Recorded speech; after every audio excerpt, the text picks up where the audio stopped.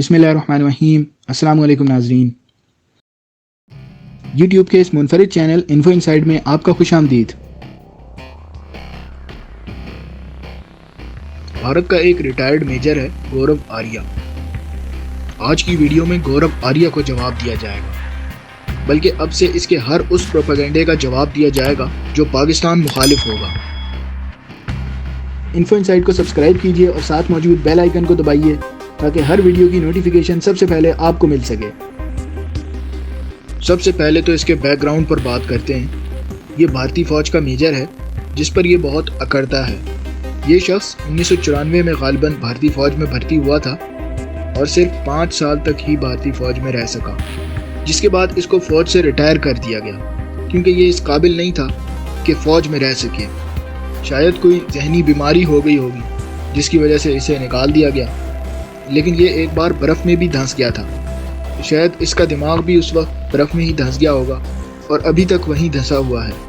इसीलिए ये शख्स पाकिस्तान के ख़िलाफ़ कुछ भी बोलता रहता है। इसको पाकिस्तान का कुछ पता नहीं है, लेकिन बातें फिर भी बनाता रहता है। इसको सोते हुए भी पाकिस्तान के ख़िलाफ़ मंसूबे बनाने के ख्वाब आते रहते होंगे। अजीब किस्म का इंसान है ये, बल्कि इंसान के नाम पर एक काला धब्बा है। ये सुकून और अमन से रहने वाला शख्स ही नहीं है। अच्छा, एक मज़े की बात ये कि इसकी तोपों का रुख हमेशा पाकिस्तान की तरफ होता है, कभी भी चाइना की तरफ नहीं हुआ। चाइना ने लद्दाख में भारतीय फ़ौज की ऐसी धुलाई की कि दुनिया ने देखा कि भारतीय फ़ौज की असल औकात क्या है। लेकिन अगर गौरव आर्या भारत का डिफेंस एनालिस्ट है तो चाइना के ख़िलाफ़ क्यों नहीं मंसूबे बनाता? एक तरफ से चाइना भारत को तबाह कर रहा है, लेकिन ये उस तरफ देखता ही नहीं है, क्योंकि चाइना की तरफ से बातों का जवाब नहीं दिया जाता, डायरेक्ट जूते पड़ते हैं, जैसे भारतीय फ़ौज को लद्दाख में पढ़ते रहते हैं। गौरव आर्या कभी पाकिस्तान में शिया सुन्नी को लड़वाने की बात करता है, कभी कहता है कि 15 दिन के अंदर अंदर बलूचिस्तान में दहशतगर्दी होगी, लिख लो। मतलब कि अब ये हिंदू बुनिया इतना आगे निकल गया है कि खुल कर कहता है कि अब पाकिस्तान में दहशतगर्दी होगी। पहली बात कि ये भारत नहीं है जहाँ कोई भी शख्स महफूज ना हो सिवाय हिंदुओं के, वो भी सिर्फ ऊंची ज़ात के। भारत में इस तरह के फसादात होते रहते हैं, लेकिन पाकिस्तान में ऐसे फसादात नहीं होते। कोई एक आध जगह अगर ऐसा हो भी जाए, वो भी 0.001% की रेशो से, तो उसकी बेस पर पूरे पाकिस्तान के ख़िलाफ़ ऐसा कॉन्सेप्ट रख के बातें करने से कुछ नहीं होता। मैं पाकिस्तानी हूँ और मुझे पाकिस्तान का पता है। मैं जिस भी मस्जिद में जाता हूँ, शिया सुन्नी अहले हदीस देवबंदी बरेलवी सब साथ खड़े होते हैं और साथ ही नमाज़ पढ़ते हैं। तो एक शख्स जो भारत में रहता हो, फ़ौज से निकाल दिया गया हो, वो हकीकत को जाने बिना ऐसी बातें करे तो उसे जहनी मरीज़ ही कहा जा सकता है। इस शख्स के जहन में बस एक ही फतूर है कि लड़ाई करो, झगड़ा करो और किसी को नीचा दिखाओ और अपने आप को खुश कर लो। कहते हैं जो गरजते हैं वो बरसते नहीं, जैसे किसी कुत्ते के भौंकने से कुछ नहीं होता। ऐसे ही रिटायर्ड मेजर के पाकिस्तान के ख़िलाफ़ प्लान बनाने से भी कुछ नहीं होता।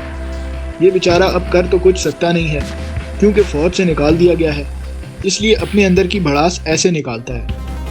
ये शख्स पाकिस्तान को तोड़ने की बातें करता है, हालांकि भारत के अपने हालात ठीक नहीं हैं। पहले भारत को तो ठीक कर लो, उसके बाद जब तुम्हारा भारत बिल्कुल ठीक हो जाए फिर किसी के ख़िलाफ़ मंसूबे बनाना।